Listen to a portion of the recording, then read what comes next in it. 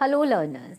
Today we explore menstrual health through three critical lenses: the past, the present and the future. The past reveals how menstruation became defined through an architecture of exclusion, shrouded in language of impurity and pollution. It was never merely biological but served as a structural tool of patriarchal control. The present shows us a complex transition where menstruation entered public health discourse, but through a narrowly commercial lens focused on hygiene products rather than the systemic justice. The future demands we move beyond product distribution towards menstrual justice and true bodily sovereignty. The colonial era fundamentally shifted how India approached women's health. British medicalization replaced traditional understanding with a clinical gaze that viewed women's bodies as inherently pathological.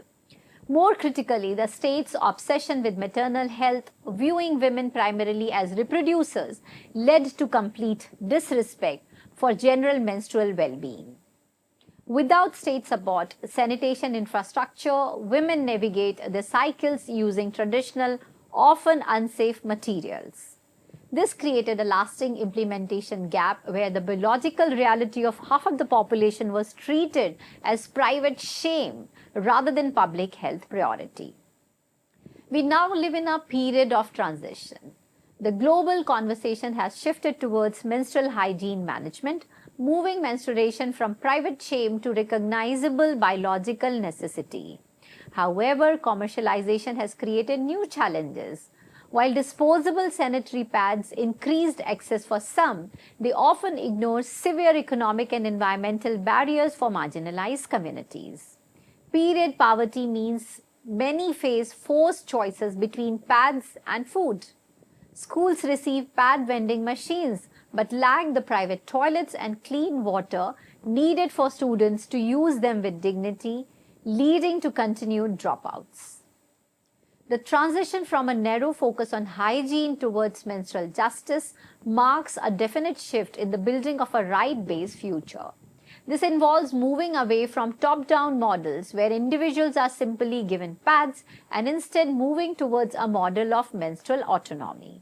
In this framework, people have the power to choose from a variety of sustainable options such as menstrual cups, cloth pads, or period underwear that best suit their specific bodies, lifestyles, and environments.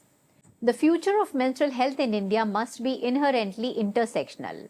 It must explicitly account for the specific structural struggles faced by Dalit and Adivasi communities, such as water scarcity or lack of private sanitation, which render standard hygiene advice impractical. Furthermore, true justice requires the inclusion of trans and non-binary individuals who have been historically erased from the women's health narrative. As Ross and Solinger 2017 emphasized, reimagining this future involves establishing menstrual leave as a workplace right, abolishing the pink tax on essential products, and replacing cultural silence with a dialogue of dignity. Historical perspective on menstruation in India. Menstruation has never been a neutral biological event. It has always been a site of intense social and spiritual meaning. In the Indian context, the history of menstruation is a complex wave of profound respect for the creative life force and the rigid imposition of purity that sought to contain that very power. In ancient Vedic texts, menstruation was symbolically linked to the myth of Indra, where the guilt of killing a Brahmana was distributed among women, manifesting as their monthly flow. Yet, contrastingly, in Ayurveda, the menstruation was understood through a sophisticated medical lens. Ancient practitioners viewed the menstrual flow or the artva as a vital cleansing process essential for the maintenance of health. According to Ayurvedic interpretations, menstruation is the body's way of balancing the doshas, especially the vata and the pitta. Women are encouraged to follow the Rajaswala Paricharya, which is menstrual discipline, which originally focused on rest and specific diet to support the body during the cleansing phase. This was intended to preserve the body's vital energy and ensure long-term reproductive health. However, as Hodges 2004 highlights, over centuries, what was intended as a medical guideline for self-care was often transformed into the rigid tool of social exclusion. The transition from a practice of rest to a practice of seclusion reflect a shift in how the menstruating body was perceived, from a body in need of care to a body marked by impurity. This historical evolution illustrates how clinical or wellness-based frameworks can be co-opted by patriarchal structures to limit bodily sovereignty and enforce social hierarchies. Menstrual taboos and purity laws.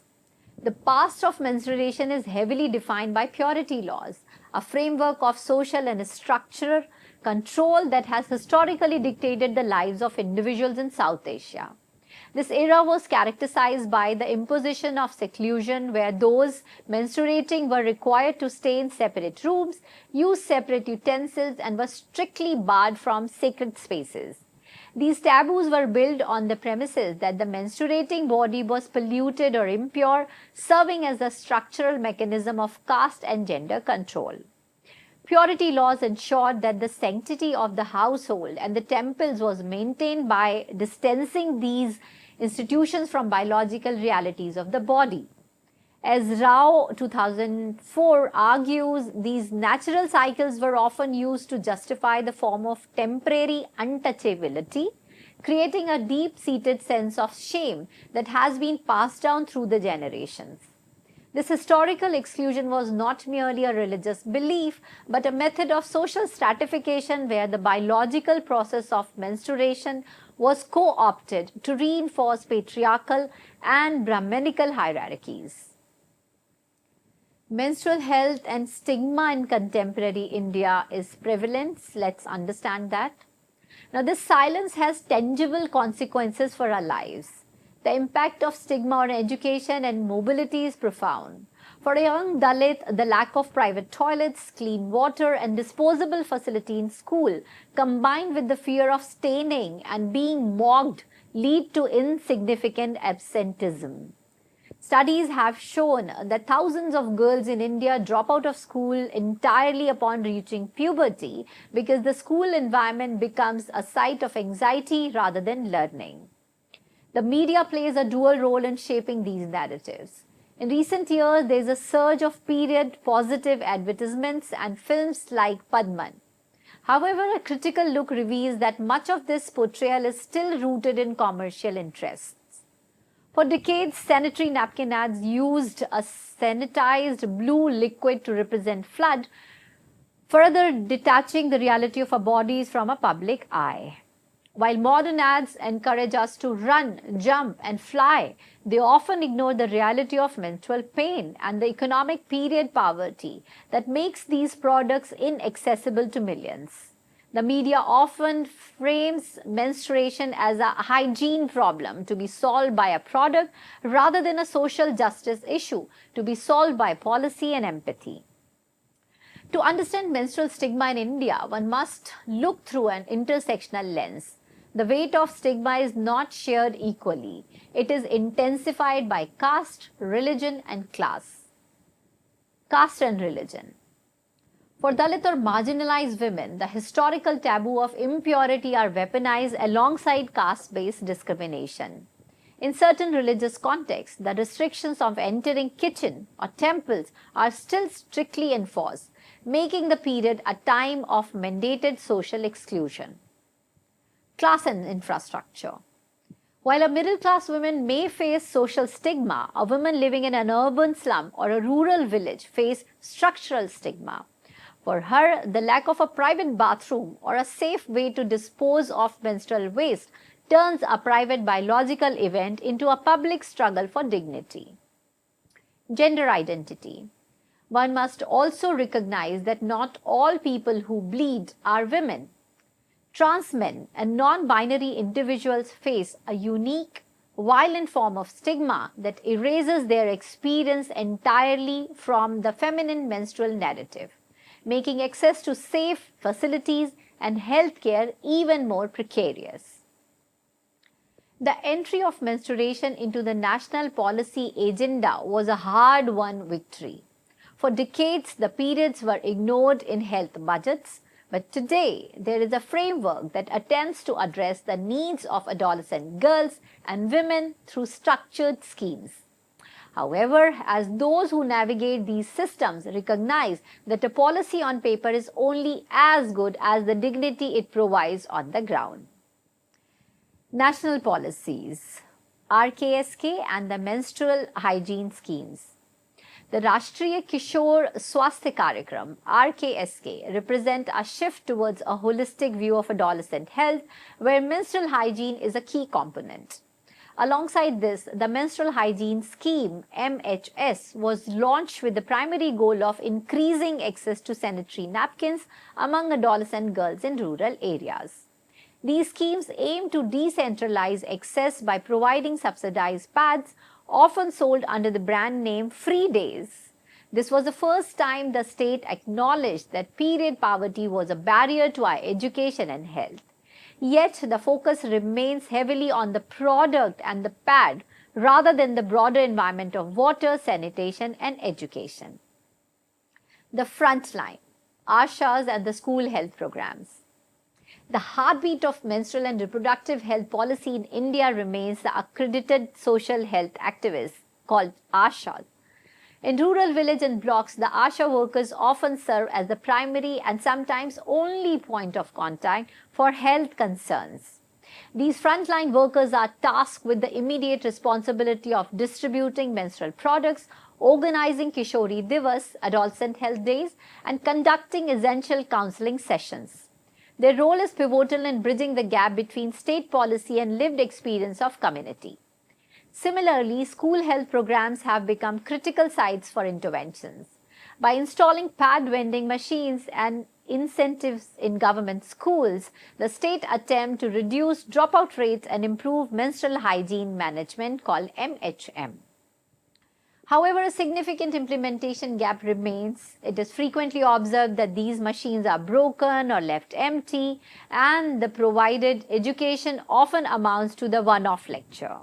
As Sen and Iyer 2012 argue, these mechanical interventions fail to provide the deep, stigma-breaking conversations necessary to dismantle the architecture of exclusion.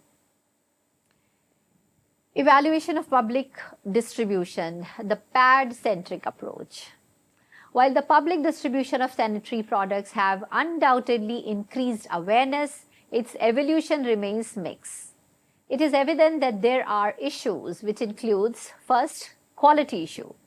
Subsidized pads are often of poor quality, leading to rashes or discomfort, which pushes us back to using old cloth.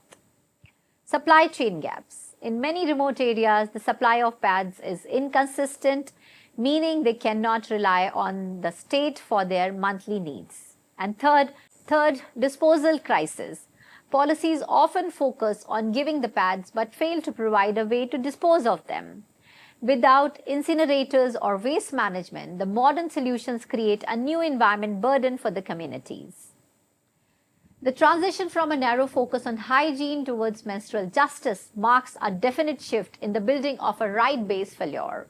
This involves moving away from top-down models where individuals are simply given pads, instead moving towards a model of menstrual autonomy. In this framework, people have the power to choose from a variety of sustainable options such as menstrual cups, cloth pads, and period underwear that best suit their specific bodies, lifestyle, and environment. The future of menstrual health in India must be inherently intersectional. It must explicitly account for the specific structural struggles faced by Dalit and Adivasi communities, such as water scarcity and lack of private sanitation, which rendered standard hygiene advice impractical. As Sen and Iyer 2012 argue, by dismantling the subordination trap of menstrual taboos and commercial exploitation, the goal is to ensure that reproductive lives are governed by self-determined needs and the right to participate fully in all spheres of public and private life.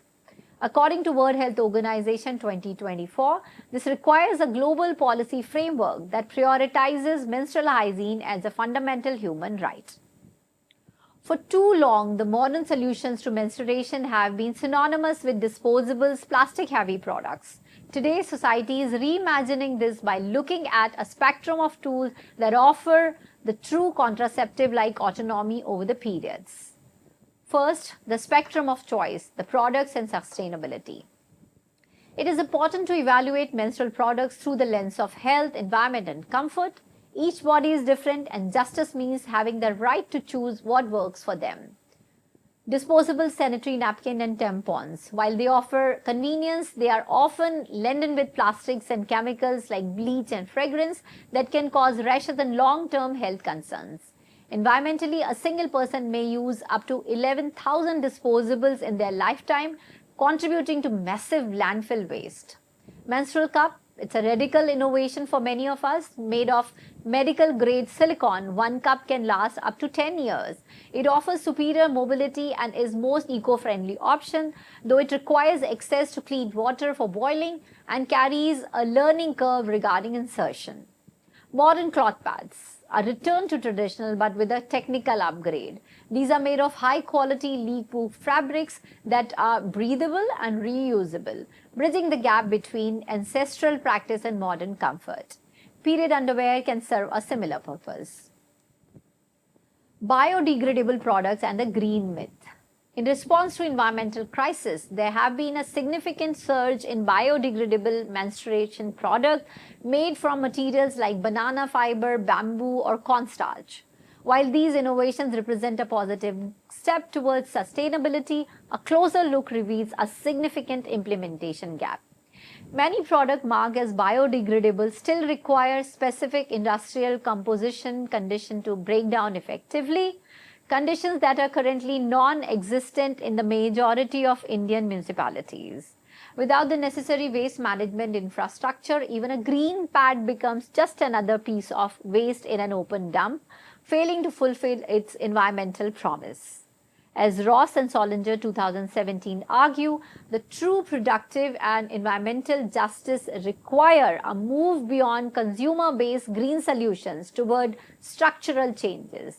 This involves investing in localized waste processing and ensuring that the burden of environmental responsibility does not fall solely on the individual. Third, access, affordability, and cultural acceptance.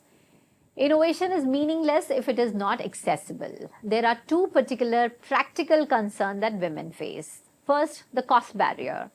A menstrual cap has a high upfront costs. For example, one cup costs around 300 to 1,000 rupees, which is a barrier for low-income women, even if it saves money in the long run. And the second, the virginity myth. In many communities, internal products like cups or tampons face resistance due to the deep-seated cultural taboos regarding the hymen and purity. Future directions must include education that deconstruct these myths to allow for true product choices. The crisis of disposable for rural and urban, what is the reality? So the most frequently ignored phase of the menstrual cycle is its conclusion, the management of waste. In urban areas, the lack of dedicated disposal system often leads to product being flushed, which clogs sewer lines and endangers the health and safety of sanitation workers, or being wrapped in plastic to sit in landfills for over 500 years. This creates a long-term environmental burden that undermines the global goal of sustainable development. In rural areas, the absence of formal waste management leads to the burying or burning of products. Burning plastic-based pads is particularly hazardous as it releases toxins, dioxins, and furans into the air, creating a direct reproductive and respiratory health threat to the community. As Sen and Iyer 2012 argue, menstrual justice demands that policy moves beyond the mere distribution of products towards the creation of circular waste management. Menstrual health is the final frontier of bodily autonomy. As long as menstruation is treated as a private problem rather than the public responsibility, gender equality will remain out of reach. It is not a women's issue, but as a fundamental human rights issue that touches upon the right to health, the right to education, and the right to work with dignity. Menstrual leave and labor rights. The debate over menstrual leave remains one of the most polarizing topics within the movement for reproductive justice. For some, it is seen as the necessary labor right that acknowledges biological reality, similar to the framework of maternity leave. For others, however, there is a significant concern that such policies could prove regressive, potentially leading to further discrimination in hiring or reinforcing patriarchal stereotypes that suggest a person is unfit for professional responsibilities during their period. A justice-based approach seeks to resolve this tension by asking how the workplace can be restructured to be flexible for everyone, rather than forcing individuals to perform in systems designed for bodies that do not bleed. As Petchesky 2003 argues, the focus should be on policies that prioritize period dignity at work. This includes not only the legal right to leave, but also the provision of flexible working hours, private rest areas, and adequate sanitation infrastructure within the professional environment. Inclusion of transgender and non-binary menstruators. To achieve true gender justice, one must dismantle the myth that only women menstruate. Everyone should stand in solidarity with transgender men and non-binary individuals who also experience cycles. For them, menstruation can be a source of intense gender dysphoria and physical danger. Gender justice in menstrual health means ensuring gender-neutral bathrooms are equipped with disposable bins, updating medical language to be inclusive for all menstruators, and providing safe healthcare spaces where trans identity is respected and not pathologized. Menstrual equity in prisons, schools, and workplaces. Menstrual equity is the simple but radical idea that menstruation products should be as accessible and free as toilet paper in all public institutions. This framework shifts the perception of menstrual products from luxury commodities to essential infrastructure. By ensuring universal access, the state acknowledges that the biological reality of menstruation should never be a barrier to participating in public life.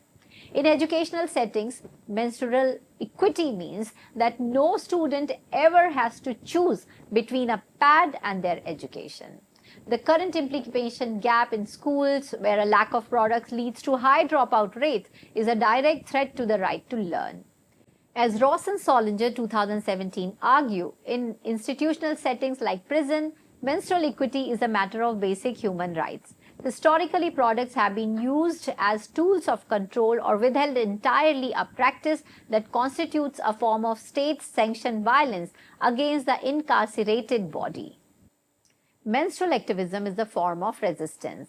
It is a refusal to hide a natural process and the demand that our health be prioritized on our own terms. Grassroots movements in India have shifted the needle by moving away from clinical hygiene lectures toward community-led empowerment. The transition from a narrow focus on hygiene towards menstrual justice makes a definite shift in the building of a rights-based future. This involves moving away from top-down models where individuals are simply given pads and instead moving towards a model of menstrual autonomy. In this framework, people have the power to choose from a variety of sustainable options such as menstrual cups, cloth pads, or period underwear that best suit their specific bodies, lifestyle, and environment. The future of menstrual health in India must be inherently intersectional. It must explicitly account for the specific structural struggles faced by Dalit and Adivasi communities, such as water scarcity and the lack of private sanitation, which renders standard hygiene and advice impractical. Furthermore, true justice requires the inclusion of trans and non-binary individuals who have been historically erased from the women's health narrative. As Ross and Solinger 2017 emphasize, reimagining the future involves establishing menstrual leave as the workplace right, abolishing the pink tax on essential products, and replacing cultural silence with a dialogue of dignity. Ultimately, this movement is about achieving total bodily sovereignty. It is a shift towards a state where periods are celebrated as a healthy sign of life rather than a source of shame or a tool for social exclusion. According to World Health Organization, this requires a global policy framework that prioritizes menstrual health as a fundamental human right. The most difficult phase of social change often occurs at the local level, specifically at the doorsteps of households. Community-led campaigns face a significant last-mile challenge, navigating deep-seated religious taboos and the persistent resistance of patriarchal gatekeepers who enforce traditional norms. In this context, activism transcends the mere distribution of information. It evolves into a practice of menstrual storytelling. By sharing personal accounts of being excluded from domestic spaces, like kitchens or missing critical days of education, individuals build a collective consciousness that challenges the architecture of exclusion. As Ross and Solinger argue, the ongoing challenge remains in making these movements truly intersectional. It is insufficient for Dalit and Adivasi voices to be merely included in existing frameworks. Justice requires that these individuals lead to strategy and define the priorities of the movement. The narrative has shifted dramatically through the power of digital lens. There is a surge in menstrual art using red paint, embroidery, and poetry to reclaim the aesthetics of menstruation. Digital activism. Hashtags like Happy to Bleed challenge the ban on women entering temples, turning a private pollution into a public protest. The social media shift. Platforms like Instagram and Twitter have allowed us to bypass traditional media gatekeepers. There's real blood, real clamps, and real discussions about period poverty in real time. Global sisterhood. This digital space acts as a global sisterhood where societies learn that the struggle in an Indian village are mirrored in the experience across the global south. Menstrual health represents the final frontier of bodily autonomy. As long as menstruation is treated as a private problem rather than public responsibility, gender equity remains out of reach. This is not merely women's issue, but fundamental human rights issue touching right to health, education, and work with dignity. This requires dismantling the subordination trap of menstrual taboos and commercial exploitation. Reproductive lives must be governed by self-determination need, which are self-determined, and rights to participate fully in all spheres, public and private. According to World Health Organization, this requires global policy framework prioritizing menstrual health as fundamental rights. The path forward demands bold action across multiple fronts. We must dismantle the subordination trap, the interlocking systems of taboos, patriarchal control, and commercial exploitation that has historically constrained menstruating bodies. This involves establishing menstrual leave as workplace right, abolishing the pink tax on essential products, replacing cultural silence with dialogue of dignity. Reproductive lives should be governed by self-determined needs with the right to participate fully in all aspects and all spheres of public and private life. Policy must shift from individual responsibility, choose green products, to structural change like build waste system. Communities most impacted like Dalit, Adivasis, trans, low income must lead the movement. In closing, let us reflect on the arc we have traced. From how history shaped exclusion through purity, laws, and patriarchal control, to present-day complexities of commercialization and implementation gap, towards a future demanding menstrual justice. We have learned some key lessons, including that stigma and taboos are not inevitable but structured, created, and thus changeable. Intersectionality is not add-on but central. Caste, class, gender identity fundamentally shape menstrual experiences. Product innovation is meaningless without infrastructure and genuine choices. And most importantly, this movement belongs to those most impacted. Menstrual justice is achieved through listening to grassroots voices, centering marginalized experiences, and demanding policy that treats menstrual health not as hygiene problem for individuals to solve, but as public responsibility requiring structural transformations. As we move forward, ask yourself, what would menstrual justice look like in my community? Thank you.